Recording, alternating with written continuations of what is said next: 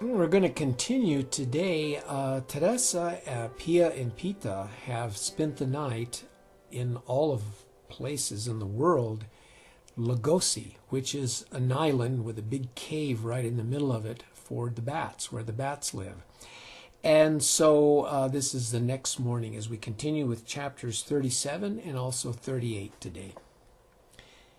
The bats either shared their normal booty from the previous night or made a special effort to provide fresh fruits and vegetables for breakfast.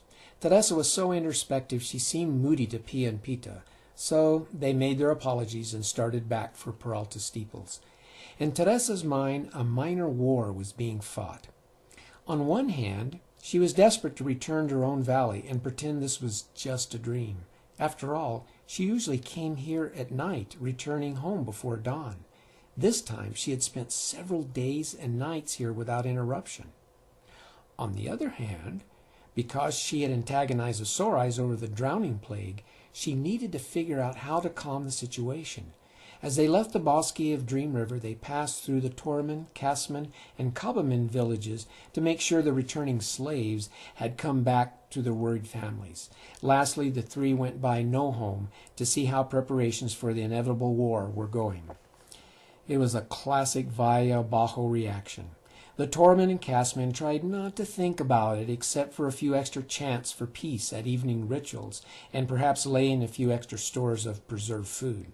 A few fanatics, such as the Noman and some of the younger Kabamen, were trying without much success to get everyone else interested in building barricades around the villages so the Sorais couldn't simply wade into town and take over.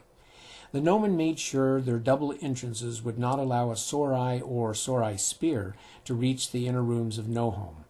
Other than that, they went about their normal business. Other, more isolated clans had not been heard from since their representatives returned after the War Council a few days earlier. No doubt they were normally wary of attacks since they were mostly hunting societies, which were always ready for a fight. Even at Peralta Steeples, although some prepared for battle, there was much more interest in starting a new group of healing arts initiates than there was in further safeguarding the narrow approaches to the village. Why did we bother sneaking into the Sorai village to see what they're doing with that tower when the rest of the valley has forgotten their fear of war? Teresa raged. Pia and Pita looked at her with tolerance. Teresa, you must understand.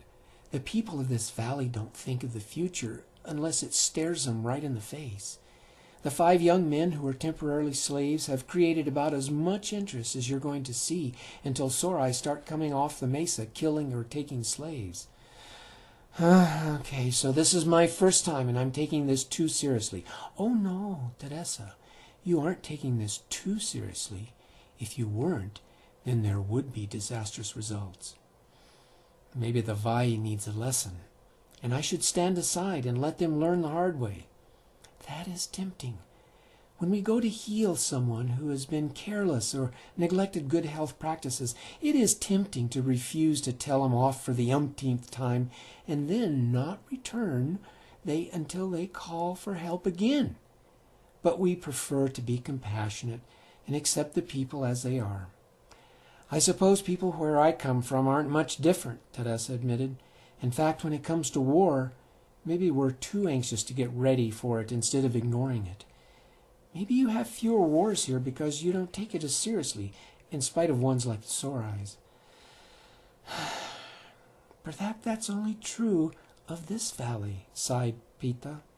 Not really knowing anything about the rest of the world, we can't say. You know, someday I'd like to travel and find out more about this world of yours. Pia and Pita were normally horror-struck before realizing that travel was probably more normal in Teresa's world. She would learn with time. Sisters, it is past time I return to my valley. I have a brother who must be very worried about me. With that, she gathered herself up and hugged her sister so tightly they nearly cried out in pain. She started down the trail to the portal. The rhythm of her pace let Teresa continue mulling over the situation. She reviewed what she had learned about the bats, the portal, the clansmen, and then, out of the darkness, a thought hit her in its totality. She started to run down to the portal as ideas swirled like storms in her head. And in the pit of her stomach, the dread of facing her brother gnawed at her. Chapter 38. In spite of his continuing discomfort confined in the Noman underground home and his interest in Nursite's story, Don fell asleep. Nursite noticed his deep, regular breathing and, being tired himself, welcomed the break. Telling the story had made his head hurt because it had so many elements and words he didn't fully understand. He drank hot bark tea with an extra dollop of honey to ease his scratchy throat and curled up on his sleeping pad. In moments, the odd companion shared a dreamless sleep. Nursite roused himself the following morning. He stoked his fire, dropping a couple of the smallest coals into his censer, adding fresh roasted pinon nut to intensify his cygnus scent, and set hot water for tea on the enlivened coals. Nudging John gently, he said, "Time to get up. Morning is here, and it's probably safe for you to go outside." Don suddenly felt 1,000 aches and pains attack the nerve endings in his back, shoulders, and neck. For a moment, he thought he was back in Albuquerque and half expected to see Bess's rounded form in the bed next to him. Instead, there, peering at him with beady eyes, was a diminutive young man with short brown hair, small ears, and slightly runny nose, dressed in brown fabric like a medieval peasant. "Damn!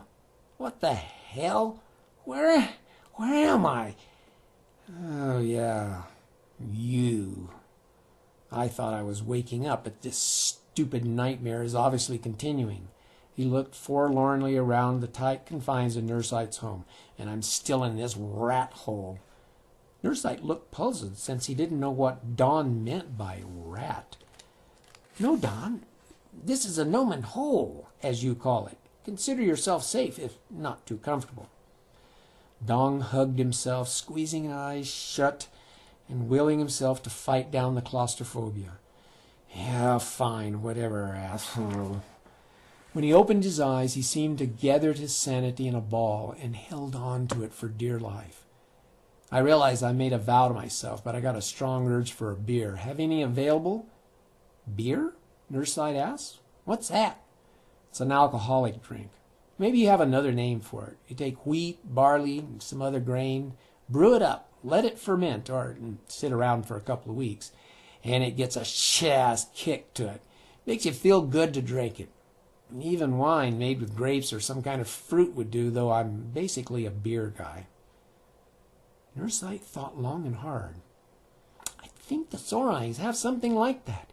We drink water, eat grapes and other fruits from the Tormen when they're in season, but nothing like that. Makes you feel good?" "How?" "Oh, just sort of fucking mellow. Makes you feel like a little crap face in a party mood. Some people get nasty and mean. Me, I get talkative, horny, and then I fall asleep." He laughed nostalgically. "I'm not sure why it's so important to me, because no one gives a shit what I have to say. Women aren't anxious to hop in bed with me, my wife particularly. And when I've put in a hard day teaching and grading god-awful papers, I can fall asleep before 8 o'clock in front of the TV. In front of the what?" "Never mind, it's hard enough to explain beer to you. Just forget it. I'm mellow. I'm out of the mood now." "You keep using a lot of words I don't know." "I don't think I'd like to visit your valley. Your language is very negative. Here we eat, rest in our holes, sleep, and enjoy life, except, of course, when we deal with the Sorais, or avoid being someone's lunch. Anyway, it's a good idea avoiding my valley unless you have a lot of beer on hand, and I'll try to watch my language around you out of respect." Don started to sit up when Nursite offered him a fresh cup of hot tea. He sipped it slowly, then looked at Nursite. "Wait a minute. Before all this philosophical bullshit... sorry. Did you say I could go outside?" Nursite looked miffed. "Well, yes, the danger's past. The Sorais have better goats to grill this morning." Don stood up too fast and rammed his head into the glass dirt of Nursite's ceiling. "Shit! Show me how to get out of here right now." Nursite nodded without enthusiasm and motioned for Don to follow. So much for Don cleaning up his language. They wound through an interminable series of narrow little tunnels, forcing Don to crawl at times. Damn, damn, damn, he cursed under his breath, trying to hang on to his little ball of sanity. Finally, they emerged into the clear air of a glorious morning. Not a sore eye to be seen. The barren open land was slightly marred by tufts of buffalo grass and spindly young cottonwood trees near several gnomon entrances. About a dozen other gnomon were already out, scurrying about, gathering dry branches to supplement their coal fires. Suddenly Don was magnanimous. "Ah, this is a fine morning, even if it is a hallucination. I just didn't know I'd been drinking so much. Son of a bitch!" He looked at Nursite and saw he was still met. "Sorry, I didn't mean to insult you with you and your hospitality. Obviously, I now understand why the sore eyes are a problem. But how did you finally deal with them while you were trapped down in that hole under the big tree?" Nursite recovered his equilibrium. "Well, Teresa had this really great—" "No, not her. You can tell me the rest of that later. What about you, Nartnose and Needle-Eye, before you went off about Teresa, whoever she is?" Well, we'll find out the next time. And I guess at this time I'd like to say we're coming real close to the end of these special readings. And soon I'm going to leave it to you to get the book and read the rest for yourself, because there's a lot of interesting things coming up that I don't want to spoil the fun of you discovering it for yourself. So to avoid all those spoilers and so on, I'm just going to read a few more chapters and then leave it to you. At that point, we'll take a look at somewhere else later on in the story to pick it up. But right now, for the next time, we'll be continuing with chapter 39. So I'll see you then. Bye.